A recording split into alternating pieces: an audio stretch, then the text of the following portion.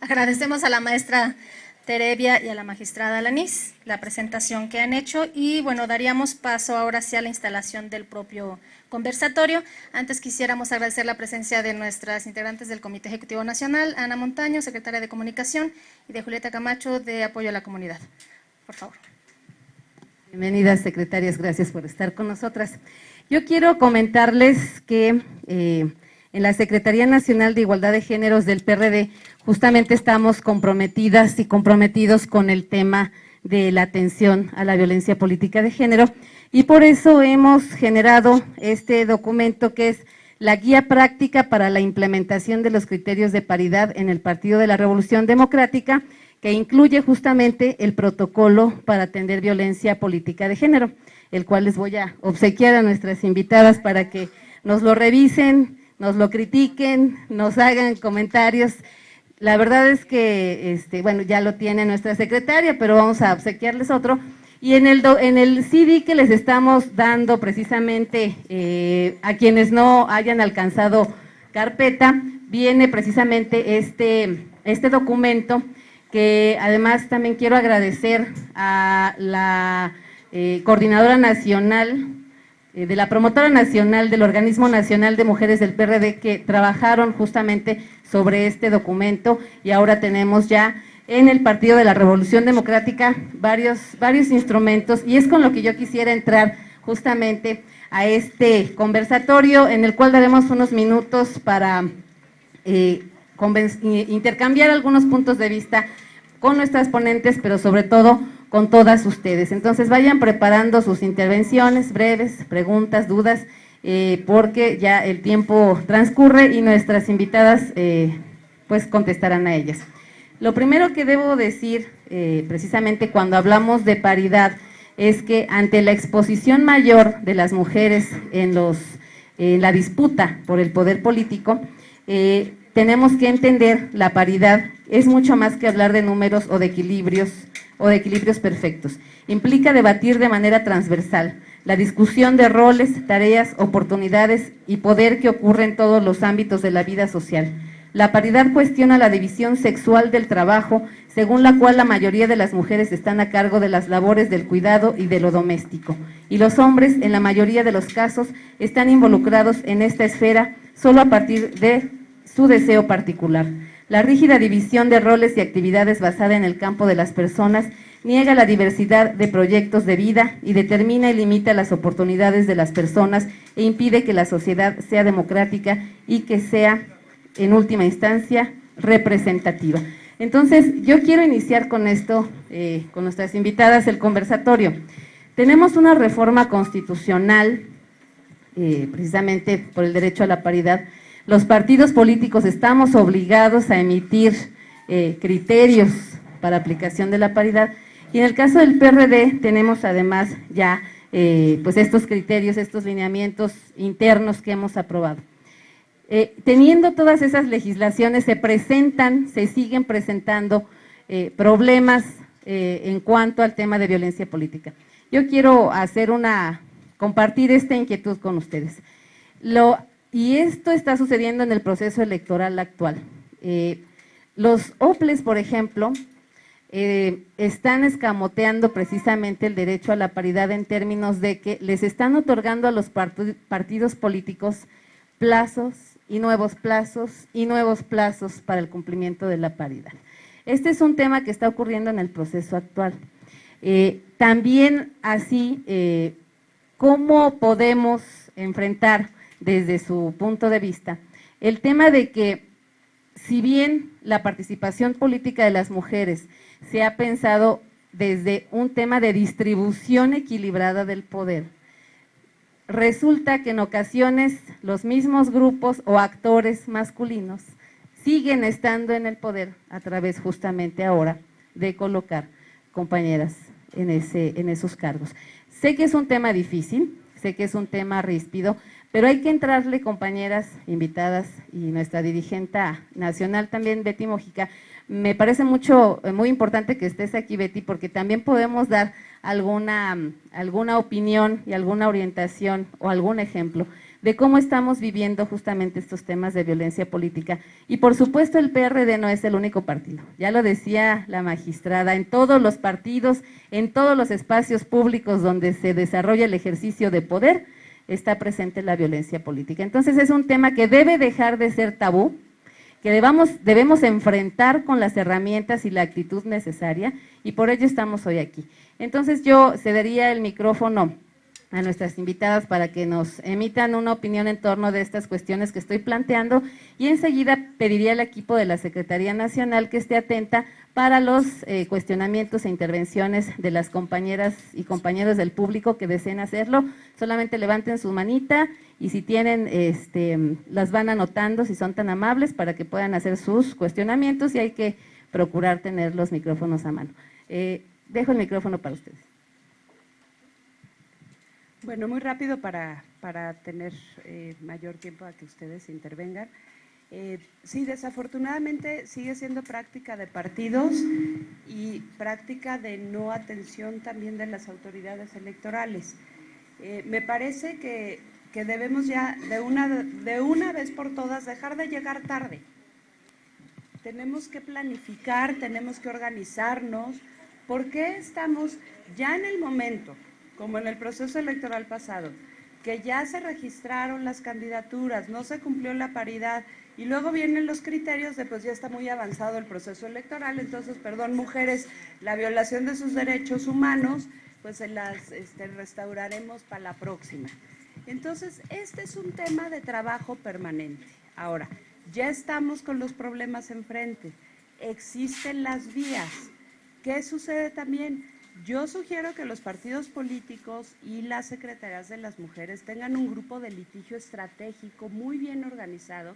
No se necesita una estructura en cada entidad federativa con proceso electoral, se necesita una estructura mínima en un espacio físico que tenga claramente identificados los casos en que los partidos, su partido o el organismo público local electoral esté incumpliendo, y acudir a las instancias, porque además tenemos primero que involucrarse en la construcción del acuerdo mismo en el organismo público local electoral. Bueno, ya me salto toda la parte interna de su partido porque esa ustedes la conocen, pero son instancias internas, ¿no?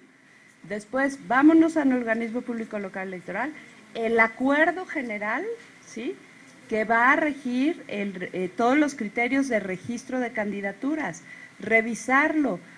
Hemos encontrado muchísimas modalidades para darles la vuelta, muchísimas.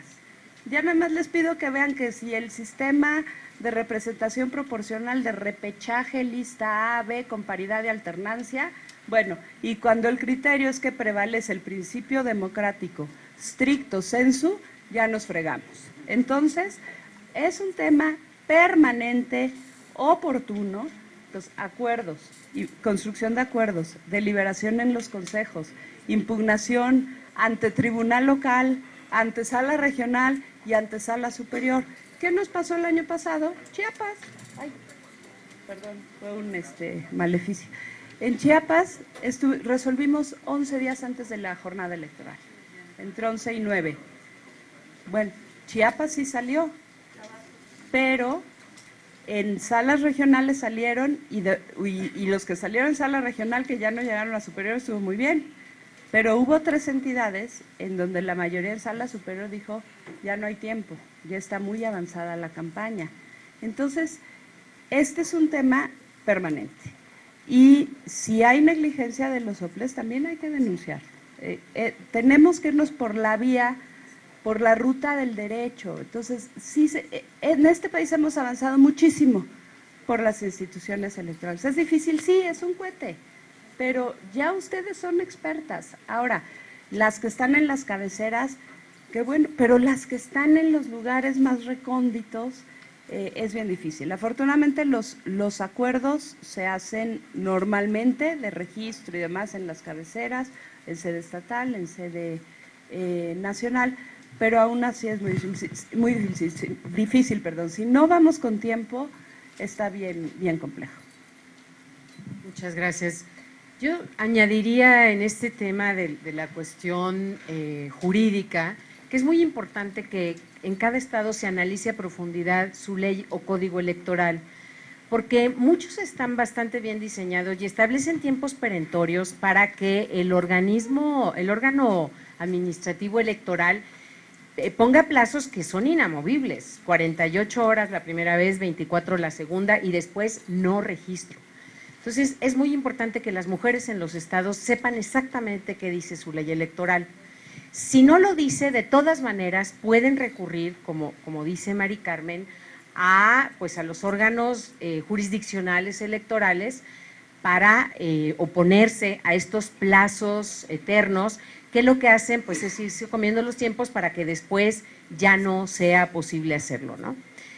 Aquí a mí me parece que ese sería un caso típico de violencia política porque afecta desproporcionadamente a las mujeres. O sea, ¿por qué no se hace obligatorio para los partidos la paridad de género? ¿Cuál es el argumento? Si eso sí está en 30 leyes electorales del país, está establecida la paridad. En una es el 40% en mayoría relativa y 50% en RP, que es Nayarit. Oaxaca ahorita está medio en el limbo, pero finalmente su constitución sí obliga a paridad.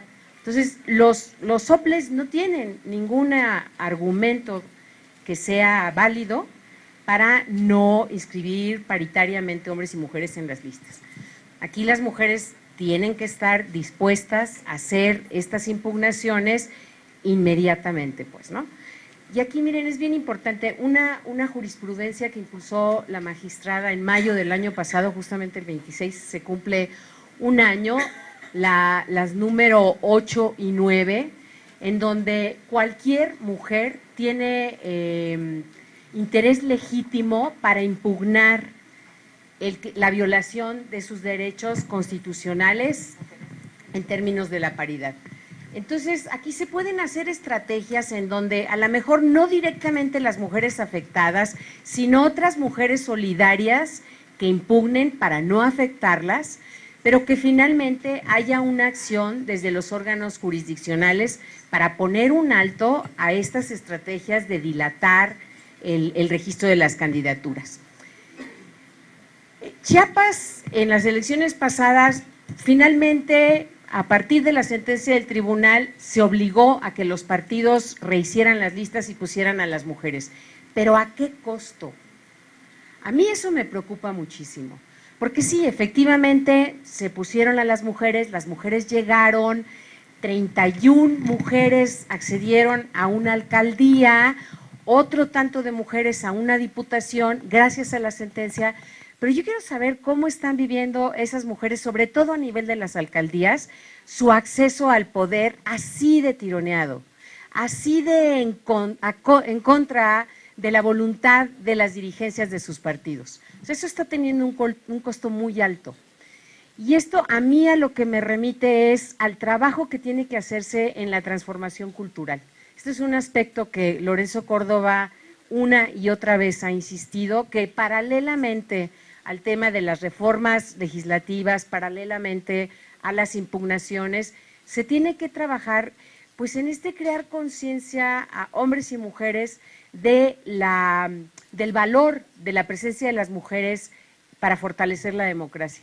Porque si no, la verdad es que las mujeres están siendo muy expuestas cuando su acceso al poder es tan a contrapelo, porque o las hostigan, las acosan, las maltratan o las ignoran.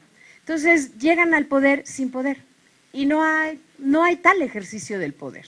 Están como un poco ocupando espacios para cumplir con la norma, pero en la práctica pues los partidos no están compartiendo realmente el poder con las mujeres. Y yo creo que ese es quehacer de las secretarías de género o de promoción política de las mujeres, como trabajar también con los varones de su partido, crear alianzas. Yo creo que cada vez hay más hombres convencidos de que esta es una causa justa y conveniente para todos, ¿no?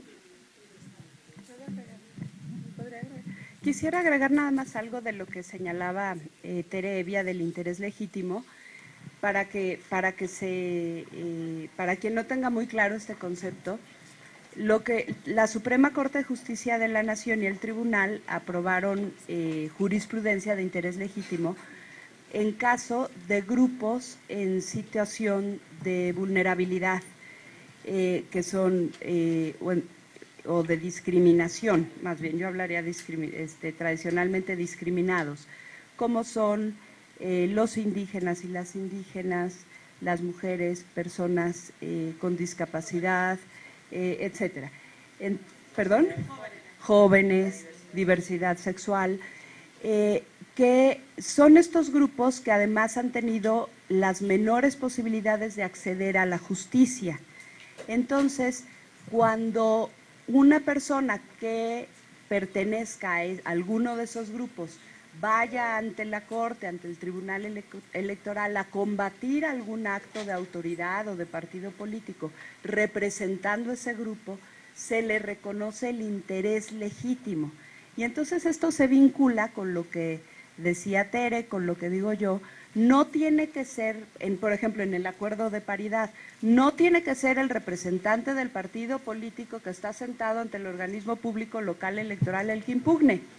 Puede ser una mujer del propio partido político, ¿sí?, o de no partido político, que considera que ese acuerdo del Consejo General del OPLE, ¿sí?, que es un acuerdo general que tiene el carácter de ley, que obliga a todos, está violando los derechos de las mujeres. Concretamente está violando la Constitución y los tratados internacionales y el principio de paridad, entre muchos otros. Y entonces el Tribunal Electoral local tiene la obligación, ya por jurisprudencia, de admitir esa demanda, aunque no sea la mujer que considera que se le está afectando directamente su derecho de participar en la elección.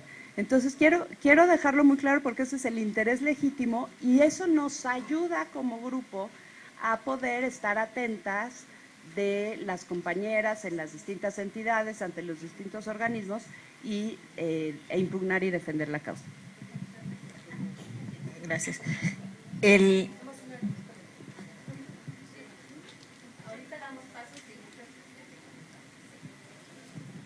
Bueno, decirles que desde luego desde los partidos, desde las dirigencias partidistas vemos los casos muy directamente.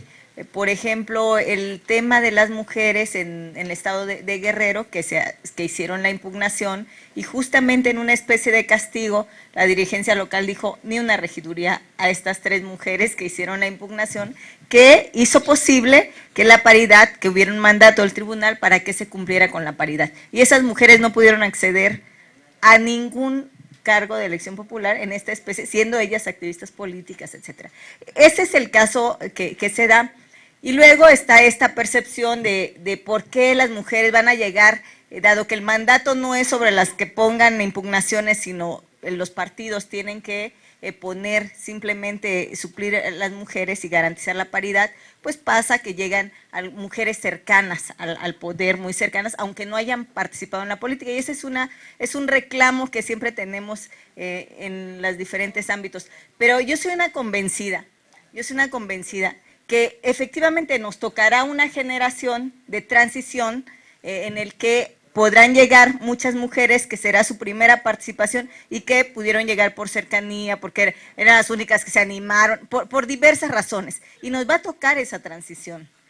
Pero lo que esperamos es que en los próximos años las mujeres tengan un empoderamiento de acceso. Y en eso, como dice Tere, podremos llegar mujeres que no tienen todo el 100% del poder en la toma de decisiones, pero justamente la paridad lo que va a obligar es a que haya una mayor competencia y podrán empujar a lo largo de los años mujeres hasta encontrar el empoderamiento que se requiere.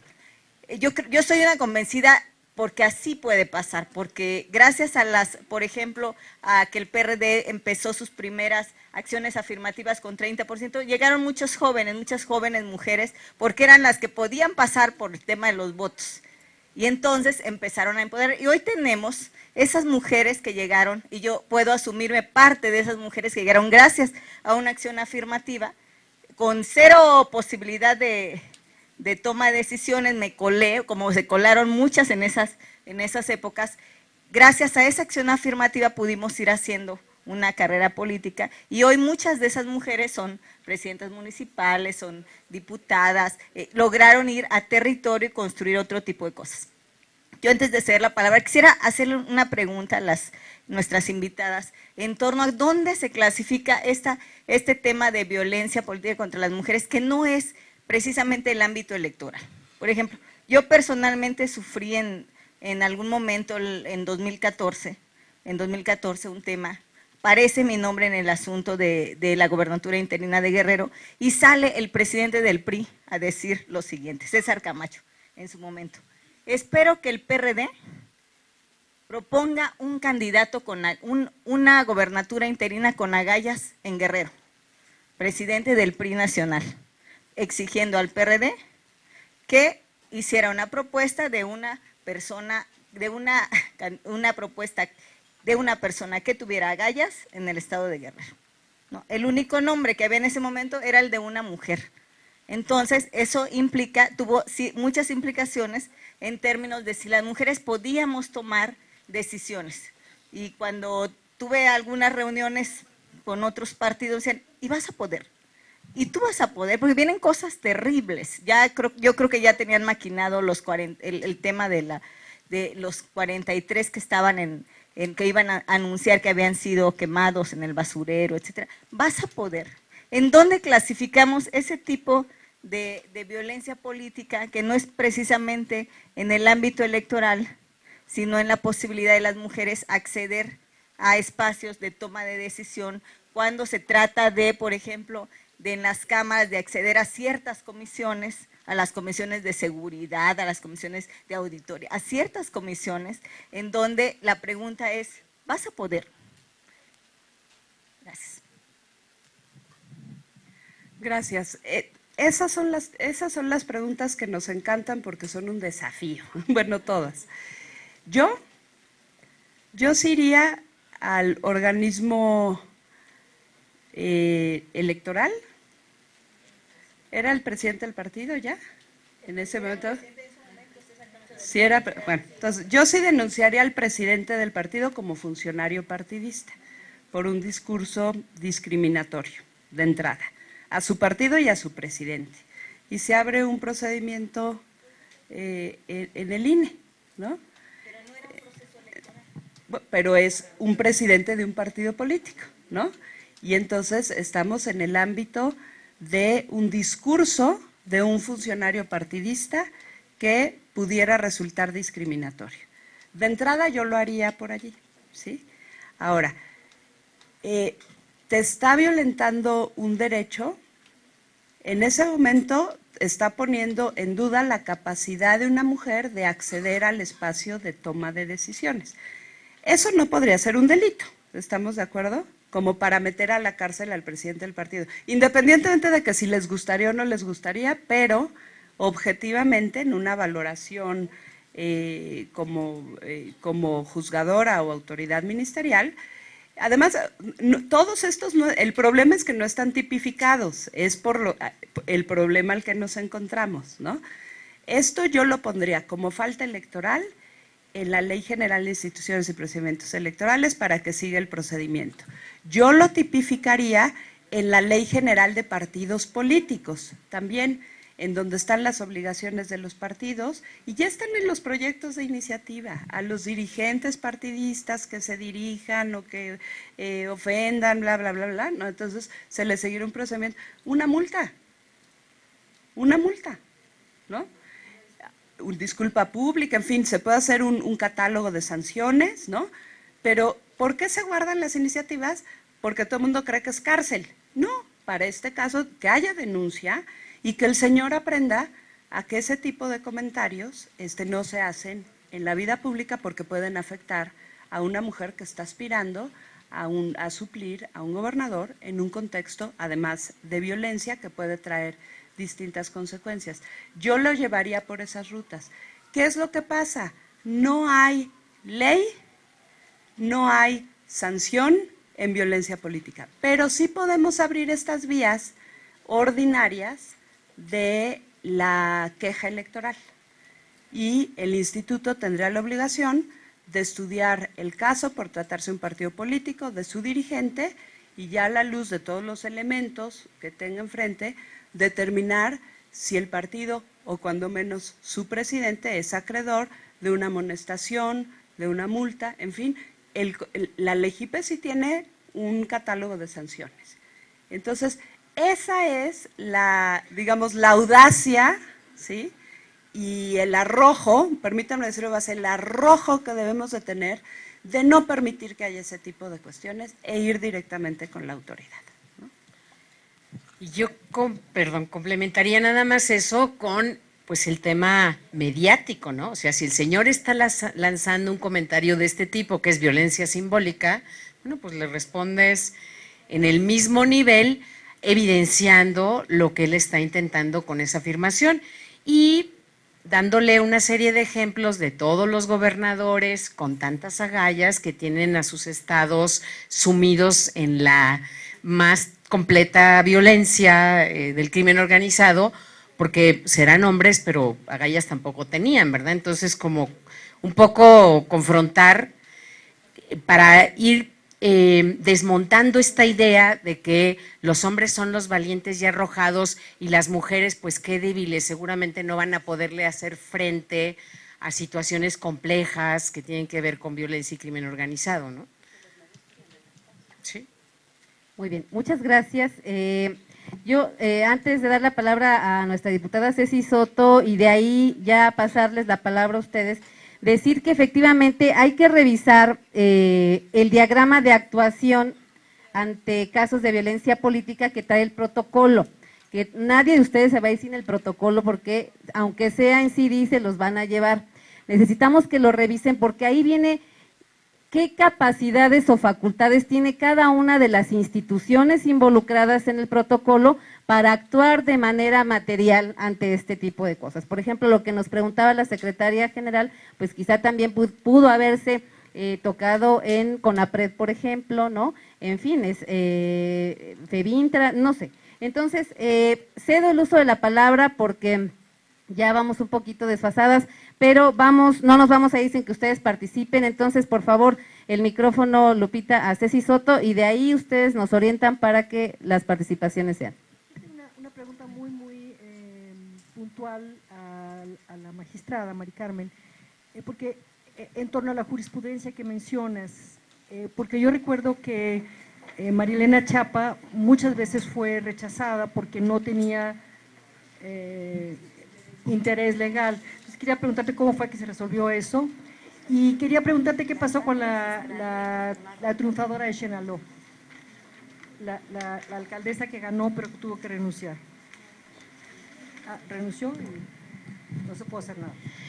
Vamos a ir recabando, ¿les parece tandas de 3 o 4 intervenciones para que demos paso a las respuestas? Sí, diputada Cristina Gaitán, si no, pásenle que se escucha mejor.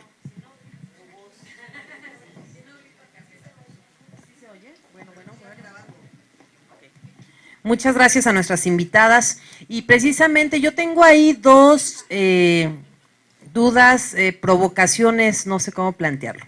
Uno, lo que ya se ha dicho aquí, ¿cómo hacemos evidente, cómo hacemos visible esta violencia hacia las mujeres políticas, pero utilizando otras mujeres? Y me refiero a esta ocupación de espacios donde las compañeras que impugnan, que hacen el proceso, que se avientan toda la talacha, dicen, bueno, sí, pero no, y nosotros como hombres seguimos decidiendo qué mujeres van ahí y a qué intereses obedecen. Esta delgada línea en donde nosotras como mujeres también nos encontramos en un asunto de si denunciamos, entonces estamos autoatacándonos como mujeres, y creo que esa es una parte que lo hemos platicado en diferentes momentos, varias compañeras, ¿cómo hacemos evidente esto sin que suene, sin que parezca, sin atacar a otras compañeras que a final de cuentas pueden no estar comprometidas o politizadas en este tema y entonces acceder a esta parte, pero a final de cuentas están violentando los derechos políticos de muchas compañeras y que entonces estos vicios o estas mañas de quienes ejercen el poder terminan como diciéndonos, ya ven, ahí está el 50%, ¿no? O sea, eso es lo que querían, ahí están compañeras y son fulanitas menganitas. ¿Cómo acudir a esta parte? Y otro tema que a mí me parece muy importante y que quisiera saber si formalmente sería violencia política, ¿cómo hacerle con violentadores políticos de mujeres? O sea, hombres que desde los espacios políticos violentan a mujeres, no necesariamente que están en el terreno político, pero que ocupan esta parte. ¿Cómo podríamos nosotros o nosotras combinar o hacer este análisis? Porque también existe que a partir de los espacios que se siguen ocupando, entonces siguen violentándonos ahí sí por ser mujeres, ahí sí por querer acceder a los espacios, y entonces caen las dos variables, hombres violentadores políticos de mujeres, y entonces hay una violencia política, que nos pudieran ayudar en esa parte. Muchísimas gracias, y desde la Cámara, pues pedirles, obviamente, está Marisela, Ceci y yo, pues pedirles que esta plática nos la puedan llevar para nuestras compañeras legisladoras del PRD, sin lugar a dudas sería de muchísima valía y ayuda también. Sí, bueno. Muchas gracias. Sí, bueno, pero 1, 2, 3, sí. Sí, buenas tardes. Yo quisiera plantear una duda, porque quisiera saber si mi situación encaja. ¿Perdón? Adriana Ábalos, perdón. Si mi situación encaja, en todo caso encuadra en el esquema que ustedes están en el día de hoy detallando, y que agradezco además la invitación el día de hoy para poder asistir aquí. Yo pertenecía a un equipo en el que estuve practicando política o haciendo política durante 18 años. Hace 4 años lo dejé, porque no hubo oportunidad de sobresalir en él. Cuando pedía algún espacio, algún reconocimiento en función de mi trabajo, no se dio en su momento. Hace 4 años yo me decido ir de este equipo político con un grupo de compañeros, fuimos en total 35, pero resulta que a 4 años de esta situación, el día de hoy me encuentro hostigada en muchos sentidos, económicos, políticos, jurídicos sobre todo. Le han hecho daño a mi familia en circunstancias que enmarcan, no puedo decir que fueron ellos exactamente, pero dentro de la situación en la que me encuentro ahora, resulta que mi familia, que jamás había sido dañada en algún sentido físico, digamos, ahora resulta que es dañada, mi mamá es golpeada, mi hija es seguida, por ejemplo. Estas gentes participan ahora en este otro partido político llamado Morena, es de la gente que se trasladó para allá ahora en este nuevo partido político, pero que resulta que de este lado, con nosotros, con mi equipo, con nosotros, dejó a más de 326 familias afectadas jurídicamente en su patrimonio porque podían hacerlo, ¿no? Porque en ese momento ellos tenían la bandera de la representación y ante las instancias debidas, y entonces afectaron económicamente a 326 familias por el único hecho de que podían hacerlo. Me afectan a mí en este momento cuando yo estaba ya un poco retirada de la situación política y demás, obviamente lacerada en muchos sentidos, emocionalmente, económicamente hablando, pero entonces en este momento yo me encuentro respaldándome, defendiéndome jurídicamente, pero ellos están como si nada, ¿no? Es decir, ellos están finalmente siguiendo peleando por sus espacios y demás, afectándome a mí y a un montón de gente sin que podamos acudir a otras instancias, y al final de cuentas se va a quedar en una sentencia jurídica que se va a emitir, que afortunadamente yo ya estoy más del otro lado porque no hay manera de que me puedan comprobar lo que ellos de lo que me están acusando, pero a mí ya me afectaron de muchas otras maneras, no solamente a mí, a estas 326 familias, al equipo de gente, sobre todo mujeres que se fueron en contra mía, y lo lamentable y lo penoso de este asunto es que quien está sirviendo de herramienta para que esta situación ocurra es desgraciadamente una mujer, ¿no? Una mujer vinculada políticamente a este grupo de gente, que es la que presenta sin argumentos, sin elementos probatorios jurídicamente hablando, las denuncias en contra mía y de otras personas más, pero que al final de cuentas es el elemento que está ahí apoyando sus versiones, ¿no? Yo no estoy apenas leyendo esto, no sabía que esta situación existía, me parece que se pueden marcar por varias situaciones aquí que estoy leyendo, pero yo quisiera saber en todo caso a dónde puedo acudir y si esta situación que estoy intentando enmarcar de manera muy general, yo sé que hay muchas vaguedades y demás, pudiera en todo caso tener que ver con lo que ustedes están planteando el día de hoy. Sí, y con Dorisol terminamos el primer bloque de participaciones para que nuestras ponentes puedan dar respuesta. Gracias, Claudia. Pues va un poco en el mismo sentido que planteaba Cristina Gaitán, y tiene que ver con que en los partidos políticos habemos de alguna manera una clasificación de mujeres. Entre las mujeres que tenemos quien nos ampare y nos respalde políticamente a través de un varón, ¿no? de un jefe patriarca dentro del partido, y de las mujeres que somos independientes y que no tenemos quien vele por nosotras, ¿no? Entonces, suele suceder, y lo hemos visto, que en el sentido en que lo decía Cristina, ¿en qué manera nos volvemos o nos enfrentamos de mujeres a mujeres? Y nos damos cuenta, por ejemplo, que las compañeras que tienen este respaldo patriarcal son favorecidas en atención a que los hombres en el poder cabildean, ¿no? Cabildean en el tribunal con los magistrados los asuntos, y finalmente estas candidaturas pues son proporcionadas a las mujeres que tienen ese respaldo patriarcal. ¿Cómo garantizamos justicia de manera, pues vaya, para todas, ¿no? En el mismo sentido. Gracias.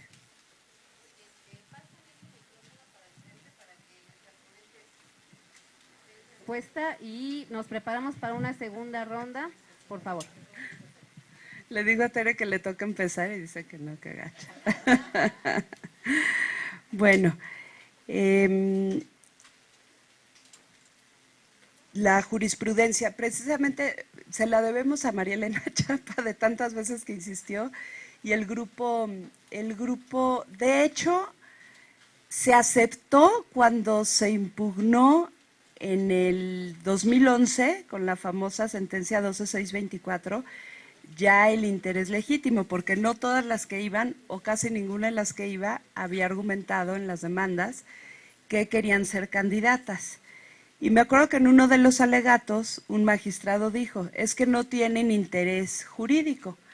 Y Silvia Hernández creo que fue la que dijo, a ver, interés jurídico quiere decir que para que yo tenga interés jurídico es que estoy parada en las vías del tren, veo venir el tren, ya que me atropelló, entonces ya me dañó, ¿no? Entonces ya no voy a poder impugnar. Entonces, eso es interés jurídico, pues sí. Bueno, en realidad eso cambió porque originalmente se iba a desechar esa demanda y ya se aceptó esa demanda. Ahora, después en el proceso electoral pasado, que ya se admitieron varias de María Elena Chapa y otras mujeres que no eran candidatas y que impugnaban los acuerdos, ya se lograron 3 sentencias en el mismo sentido y es jurisprudencia. Pero fue ese cambio que lograron ustedes, las mujeres que fueron a impugnar al Tribunal Electoral.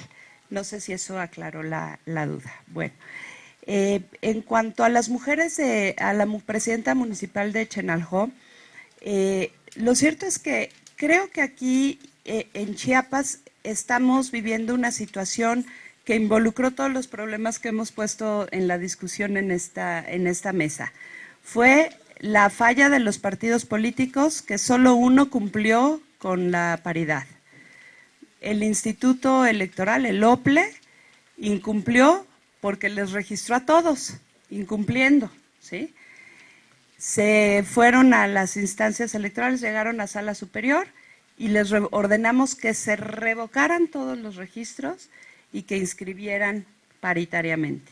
¿Y qué sucedió? Inscribieron, en muchos casos, no en todos, a mujeres que no habían participado en los procesos internos de los partidos políticos, ¿no?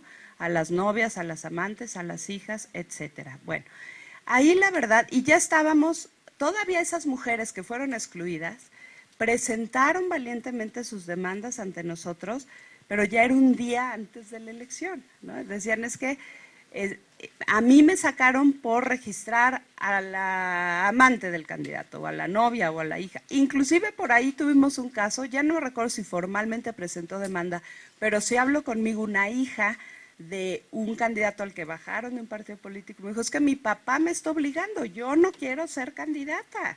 O sea, él me está inscribiendo para él hacerse cargo del poder, digamos, ¿no? El poder tras el trono, pero yo no quiero ser candidata. Y venía este dilema que la secretaria general nos pone sobre la mesa, decir, bueno, a ver, vamos a descalificar como jueces a las mujeres que están inscribiendo en los partidos por ser novia, hija, madre, no, de entrada no. Ahora, el problema es que iban mujeres que tenían mejor derecho, decían, oye, yo contendí en el proceso interno y me votaron hace un mes y ahora al 6º día antes de la elección están subiendo a otra señora. Yo les diría, si estas demandas se hubieran presentado cuando a esas mujeres que participaron en los procesos internos no las dejaron participar, hubieran llegado. Así se los firmo, ¿eh? Vaya, si cumplen requisitos, si se hacen todos los términos de las reglas partidistas y partidistas formales y legales, pero todos nos ponemos en ese extremo en el que difícilmente se puede resolver como se debe resolver. Yo estoy convencida que en el tribunal resolvimos de la mejor manera porque obligamos a los partidos y al instituto a que cumpliera. ¿Qué pasó después? En algunos casos, esas mujeres no fueron aceptadas, las impuestas.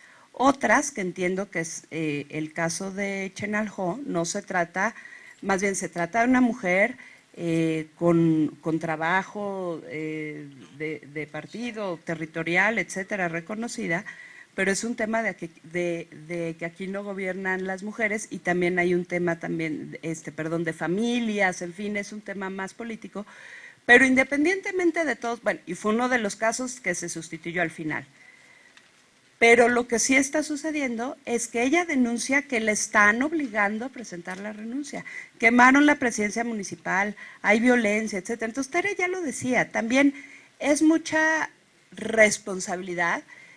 Ahora va a ser esta mujer, ¿no? En Oaxaca ya vivimos un caso en Temozón, si no me equivoco, no se llama Cotzocón.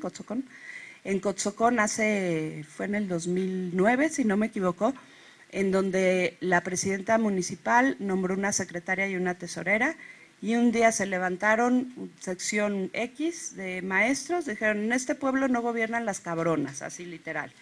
Y amarraron a las dos mujeres en la plaza principal a un árbol, las querían quemar, las tuvieron que resguardar en los separos de la presidencia municipal hasta que llegó la fuerza pública.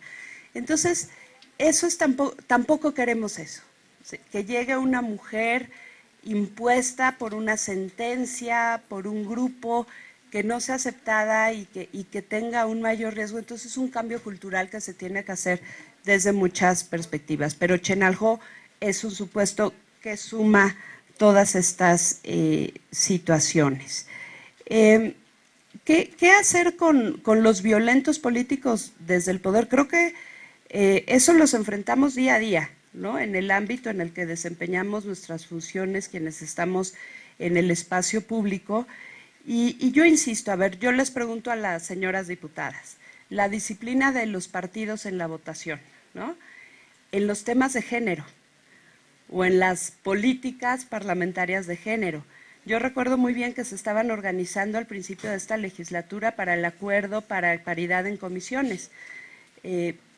Todas las mujeres firmaron, no firmaron las votaciones. Ahora se están discutiendo reformas en el distrito, bueno, en la Ciudad de México, ¿no? Vamos a empezar con la discusión en temas que involucran los derechos reproductivos de las mujeres. En Veracruz, bueno, las mujeres por disciplina parlamentaria votan a favor de esas iniciativas.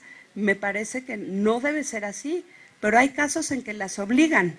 Entonces, me viene esto a la mente porque son esos los espacios en donde también debemos de denunciar. Y como le decía la secretaria, al final, en los espacios legislativos también están trabajando los partidos, el líder de la fracción, etcétera. Hay una línea divisoria muy tenue, sí, y seguramente en el tribunal, no, eso corresponde al derecho parlamentario, pero si se plantea como la violación del derecho político a la mujer, del desempeño del cargo, entonces podríamos estar en ese estadio. O sea, lo que les quiero decir es que hay vías, pero nunca las autoridades las habíamos visto con esa lente de perspectiva de género y de violencia política de las mujeres. yo les aseguro, y lo hemos hecho en casos que resolvimos en las elecciones pasadas. A ver, ¿por qué el de Chiapas no dijimos es un caso de violencia política? Porque no estábamos en esa lógica. Pero ya cuando veamos estos casos, así, cuando nos llegaban los casos de mujeres y hombres en ayuntamientos que no les daban las dietas a los regidores de oposición, no les pagaban o no les daban oficinas. Entonces llegábamos y decían, no, pues esto no es materia electoral, esto no es materia del juicio para la protección de los derechos políticos del ciudadano, esto es responsabilidad administrativa, Contraloría del Estado, Congreso, Contraloría Municipal, en fin. Bueno, ahí ampliamos, porque entonces dijimos, sí es parte de la tutela del derecho político electoral, porque le impide a la ciudadana o al ciudadano el desempeño del cargo para el que fue electo. Hemos sido criticadísimos, pero así hemos ampliado, como hemos ampliado también la tutela en las comunidades y pueblos indígenas, en donde nos dicen, ¿y tú, tribunal, que te vienes a meter a mi asamblea comunitaria de cómo yo elijo a mis autoridades? Sí, nada más que tú argumentas ante el IEPCO, al Instituto de Oaxaca, que son tus sistemas normativos o tus usos y costumbres, pero da la casualidad que los cambias cada 3 años, entonces, ¿qué tiene de un sistema milenario tradicional? Entonces, ese es lo que queremos transformar en las autoridades, pero necesitamos que los casos se denuncien y lleguen a las autoridades.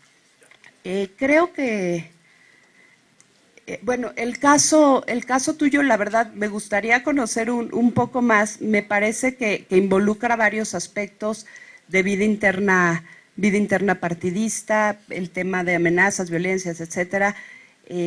Pudiera estar relacionado con si es la lucha por espacios de poder, el acceso al poder, etcétera, pero lo que yo te digo que te lleves es una visión amplia de que hay muchas posibilidades de atender el supuesto. Y por último, y le cedo la palabra a Tere, Doris, creo que justo lo que tenemos que cambiar es esta necesidad y práctica del apoyo del patriarca varón. Ya es momento de que las mujeres, y ya lo estamos haciendo, demostremos que lo podemos hacer y lo podemos hacer igual o mejor. Y tú decías, los hombres en el poder cabildean con los magistrados en el tribunal. También las mujeres, y ya han tenido muchos éxitos. Entonces, lo que se ha logrado transformar es porque esta sinergia se logró entre mujeres, se unieron mujeres de distintos... Adiós, presidente, gracias por estar aquí. Gracias. Gracias, Raúl, por venir. Tiene una campaña que atender. Gracias a nuestro presidente, gracias. No, gracias. Fueron mujeres de distintos partidos. Mujeres de distintos partidos políticos, no querían ser candidatas, hablaron con todos los magistrados y conmigo, y se logró. Yo nada más les cuento una anécdota que me encanta, muchas de ustedes ya la saben, pero es muy representativa, es simbólica. Cuando estaba la 12624 discutiéndose en el tribunal, es la única vez que yo recuerdo que fueron juntos 3 presidentes nacionales de 3 partidos políticos distintos. Fue el presidente del PRD, el presidente del PAN y el presidente del PRI, juntos al tribunal a decir que no había mujeres para registrar con la cuota en el 2011. Casualmente ese día yo no estaba. Los 3, del PAN, PRI, PRD. Era, a ver, ustedes, ¿quiénes eran? Pero justo ese día, además, yo no estaba en el tribunal, estaban los magistrados hombres, ¿no?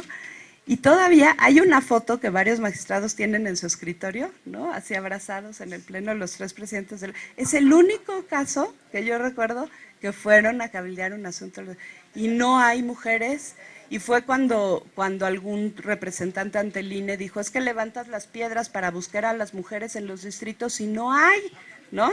Que fue de aquí. Entonces, bueno, pero mi respuesta es, cuando nos organizamos, cuando lo hacemos con tiempo, está la paridad está en la Constitución, Somos 5 países que tenemos paridad en la Constitución y ahora la estamos materializando, pero nos falta muchísimo por hacer, mujeres. Tere. Muchas gracias. Bueno, nosotros justo nos vamos a tener que ir porque también las mujeres cabildean efectivamente y en 15 minutos tenemos, bueno, la magistrada tiene un alegato. Yo creo que aquí también tenemos que transformar como el imaginario social de el patriarcado como los poderosos y las mujeres como las desvalidas. Ya hay una masa crítica de mujeres realmente conscientes, preparadas, empoderadas, de las que se puede echar mano para contrarrestar a la organización tan eficaz de los hombres, y eficaz porque es centenaria, no porque sean más capaces que nosotros. Aquí yo creo que el reto es efectivamente hacer uso de todos los instrumentos que ya existen, de las leyes, de la posibilidad de interponer juicios, etcétera. Y pues pedimos un poco de silencio, ya estamos en la recta final para poder continuar. Gracias. entonces yo creo que hace falta que nos la creamos, que las mujeres también tenemos la capacidad de imponer visiones, de exigir el cumplimiento de la ley y de ir con todo, pues, ¿no? Ya no más el patriarcado como el poderoso, las mujeres como las débiles, sino las mujeres como las fuertes que se alían, que hacen alianzas, que son estrategas, que pueden también defenderse, incluso golpear primero si hace falta, a partir de, para lograr los objetivos, ¿no? Yo con eso me quedaría. Muchas gracias. Compañeras, compañeros, sí, Betty. Darles las gracias también, decirles a las compañeras que a raíz de los vetos nosotros tenemos que fortalecer nuestra competitividad. Yo fui vetada en ese momento, primero por del PRI y después por otros compañeros internos, literalmente, y mi decisión fue competir por la gobernatura de Guerrero. Y recuerdo el comentario de algún dirigente partista que me dijo, pero no esperes, pero no pienses nunca que nada más por ser mujer vas a ser la candidata. Si estás arriba en las encuestas, serás candidata, si no, olvídate. Dije, no, las mujeres no necesitamos que nos digan, que nos den una concesión, lo que necesitamos es una oportunidad. Y fui y me lancé a competir y logré ser la candidata de Guerrero. Y yo lo que les quiero hacer, este llamado a las compañeras hoy aquí, es que la violencia política hacia las mujeres no nos puede detener en ninguna circunstancia. Tenemos que redoblar los esfuerzos y seguir hacia adelante. Ya ahora, a sabiendas que hay un protocolo que tenemos que estudiar muy profundamente para justamente que tengamos más herramientas para la competitividad electoral, porque las mujeres somos una oportunidad y el riesgo siempre, el único riesgo que representamos es ganar. Muchas gracias. Vamos a pasar a la entrega de los reconocimientos, no sin antes ofrecerles que a través de su servidora vamos a canalizar precisamente las preguntas que nos faltaron y también en esta secretaría ofrecerles la atención debida para los casos que ustedes quieran manifestar. Aquí vamos a estar. Entonces, igualmente la magistrada nos ofrece su correo electrónico que les proporcionaremos aquí con todo gusto para las inquietudes y preguntas que han faltado. Lamentablemente para estos temas siempre falta tiempo, pero bueno, estamos a la orden de todas ustedes, agradeciéndoles por venir a este conversatorio. Y vamos a pasar a la entrega, le vamos a pedir a nuestra secretaria general que le entregue su reconocimiento. La Secretaría de Igualdad de Género del Comité Ejecutivo Nacional del PRD otorga el presente reconocimiento a la maestra Tere Evia Rocha por su destacada exposición del protocolo para atender violencia política de género contra las mujeres.